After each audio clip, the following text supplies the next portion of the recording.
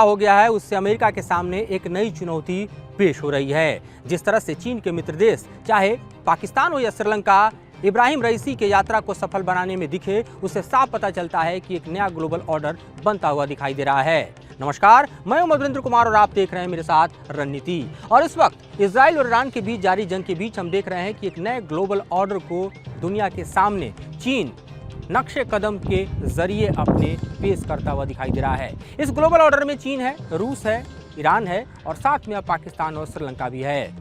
अमेरिकी सैंक्शंस को धक्का देते हुए जिस तरह से पाकिस्तान ने इब्राहिम रईसी की यात्रा के लिए रेड कारपेट वेलकम किया और उसके बाद हमने देखा कि श्रीलंका में भी ईरान के राष्ट्रपति इब्राहिम रईसी का न सिर्फ रेड कारपेट वेलकम किया गया बल्कि दोनों देशों के बीच एक लंबे और अधर में लटके प्रोजेक्ट का भी दरअसल उद्घाटन किया गया। वो अपने आप में बतलाने के लिए काफ़ी है कि यात्रा कितनी महत्वपूर्ण है।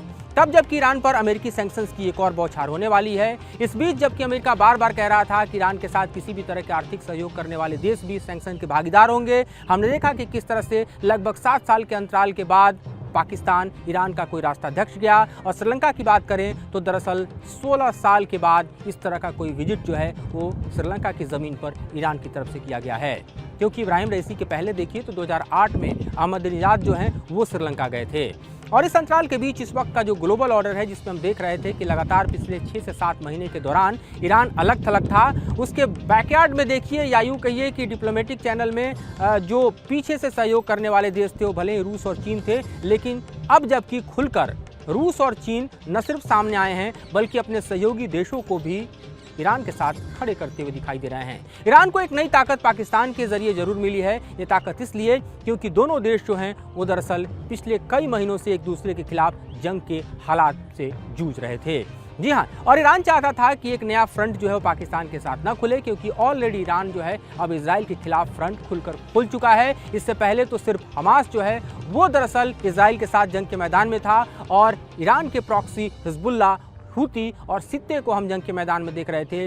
लेकिन 1 तारीख को जिस तरह से इजराइल ने ईरान के टॉप कमांडर को सीरिया की राजधानी दमिश्क में मार गिराया, उसके बाद ईरान बौखला गया और उसने खुलकर ऐलान किया कि वो इजराइल को सबक सिखाएगा। 14 तारीख को हमने देखा कि किस तरह से लगभग 300 बैलिस्टिक क्रूज और ड्रोन के जरिए हमला ईरान ने इजराइल के ऊपर किया और इजराइल को बचाने के लिए अमेरिका, फ्रांस, जॉर्डन सहित हमने देखा कि यूके उतर आए।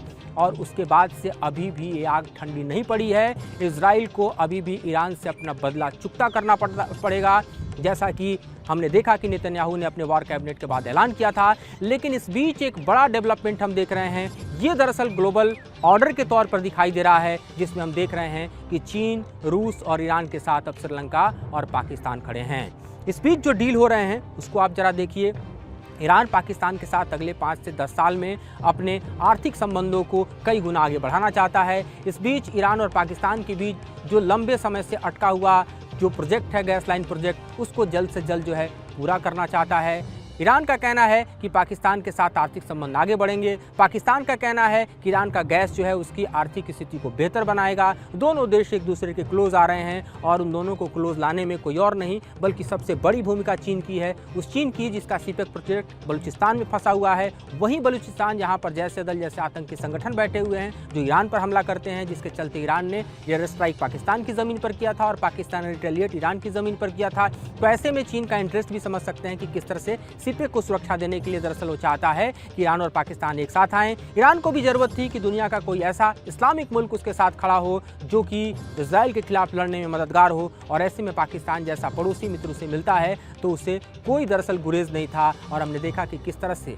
दौड़े भागे ईरान के राष्ट्रपति जो हैं वो पाकिस्तान आए और 3 दिवसीय यात्रा को उन्होंने सफल बनाया। उसके बाद वो श्रीलंका भी गए, वो श्रीलंका जो कि चीन के डेप ट्रैप में है, वो श्रीलंका जो कि चीन के इशारे पर चलता है और वहाँ भी अपने आर्थिक संबंधों को आगे बढ़ाकर ईरान ने अमेरिका के लिए मैसेज दे दिया है कि अब ईरान ग्लोबल ऑर्डर में अछूता नहीं है। उसके साथ जो है दुनिया की महाशक्तियाँ हैं जिसमें चीन है और रूस है, तो उनके सहयोगी देश भी हैं पाकिस्तान और श्रीलंका।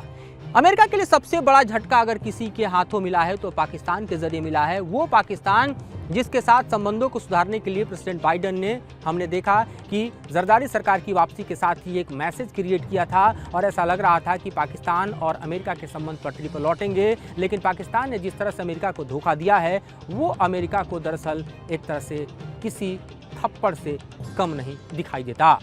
आप यूँ समझिए कि 20 साल तक जब अमेरिका अफगानिस्तान की ज़मीन पर आतंकवाद के खिलाफ लड़ाई लड़ता रहा तो पाकिस्तान उसका सहयोगी देश बनकर खड़ा रहा। पाकिस्तान को उसके बदले में उसकी आर्थिक व्यवस्था को ठीक करने में अमेरिका ने अहम भूमिका निभाई, पैसा दिया, हथियार दिया, सब कुछ दिया। लेकिन पाकिस्तान ने देखा कि अब चूंकि अमेरिका उसके लिए ऑब्सोलेट हो चुका है, किसी काम का नहीं बचा, तो चीन की गोद में जाकर पूरी तरह से बैठ गया। चीन को भी लगा कि उसके सीपेक प्रोजेक्ट के जरिए पाकिस्तान जो है एक मिडिल ईस्ट में नया कॉरिडोर क्रिएट कर सकता है। वो आर्थिक कॉरिडोर जो है चीन के लिए काफ़ी हितकारी साबित होगा और ऐसे में चीन जो है पाकिस्तान के साथ अपने संबंधों को आगे बढ़ा रहा है, तो पाकिस्तान भी चीन के साथ अपने संबंधों को मजबूत करने में जुटा हुआ है। और इस संबंधों की मजबूती का नतीजा ही है कि ईरान और पाकिस्तान जैसे धूर दुश्मन एक दूसरे के साथ अब खड़े आपको दिखाई दे रहे हैं।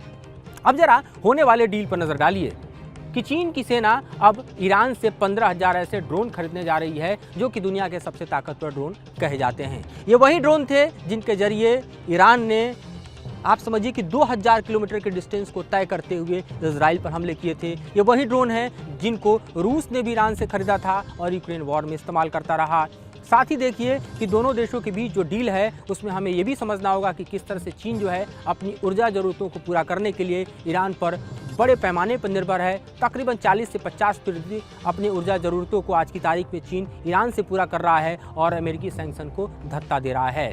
और साथ ही समझना बेहद ज़रूरी है कि किस तरह से दरअसल ईरान की भी आर्थिक स्थिति इस वक्त की जो सैंक्शंस अमेरिकी सैंक्शंस के बीच में हैं उसमें चीन एक मददगार भूमिका निभा रहा है, रूस भी एक मददगार भूमिका निभा रहा है। और ऐसे में अगर उसके गैस लाइन पाइपलाइन प्रोजेक्ट जो हैं वो पाकिस्तान के साथ शुरू होते हैं, पाकिस्तान को भी वो गैस देता है, तो जाहिर है उसकी आर्थिक स्थिति को बल मिलेगा।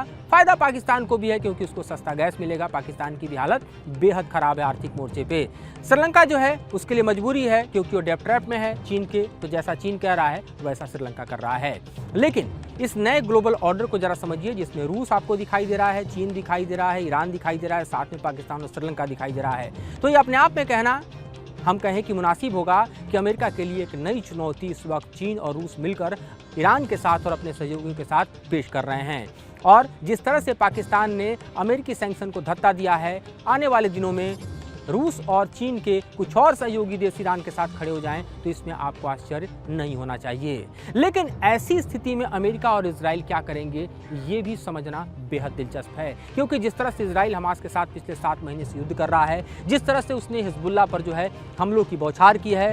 हिजबुल्लाह हम जानते हैं कि ईरान का प्रॉक्सी है, हूती सहित आप देखिए तो तमाम सिक्के और हमास जो हैं वो भी ईरान के प्रॉक्सी रहे हैं। लेकिन अब प्रॉक्सी के जरिए नहीं बल्कि इजराइल के साथ ईरान खुल के मैदान में जंग के उतर चुका है। अमेरिका उसको भरपूर सहयोग कर रहा है। लेकिन ईरान की ताकत बनकर जिस तरह से चीन, रूस, पाकिस्तान और श्रीलंका उभर रहे हैं, ऐसे में अमेरिका की अगली स्ट्रेटजी क्या होगी? क्या नाटो भी इस जंग में उतरेगा? ये देखना बेहद दिलचस्प होगा। क्या अमेरिका के अन्य सहयोगी जो हैं वो भी इस जंग में उतरेंगे? ये भी देखना बेहद दिलचस्प होगा। क्या होगा अमेरिकी सैंक्शन का? ये भी देखना दिलचस्प होगा, क्योंकि चीन जो है P5 का मेंबर है, लिहाजा ईरान के खिलाफ अमेरिका कोई भी मूव करता है तो वीटो लगाने का पावर चीन का है यूएन में। तो लिहाजा हम देखें तो ईरान को इस वक्त चीन का और साथ ही रूस का एक ऐसा साथ मिला है जो उसकी ताकत को कई गुना बढ़ाने के लिए काफ़ी है। तो इस वक्त ग्लोबल ऑर्डर में आप देखें तो जिस तरह के वॉर चल रहे हैं, चाहे इजराइल का वॉर हो या फिर इधर यूक्रेन रसिया का वॉर हो, इस बीच ईरान जिस तरह से अपनी ताकत को मजबूत करते हुए सबके सामने उभर कर आया है, वो अमेरिका के सामने किसी चैलेंज से कम नहीं होगा। जो अमेरिका न्यूक्लियर वेपन्स न बना पाए ईरान, इसके लिए तमाम सैंक्शंस लगाता रहा है, वो ईरान जो कि अमेरिका को सबसे ज़्यादा चैलेंज करता रहा है, आने वाले दिनों में दरअसल ईरान और अमेरिका के बीच अब हालात और ख़राब होंगे तो ये कहना हम कहें कि आश्चर्यजनक नहीं होगा। और देखते हैं आने वाले समय में किस तरह से ग्लोबल ऑर्डर जो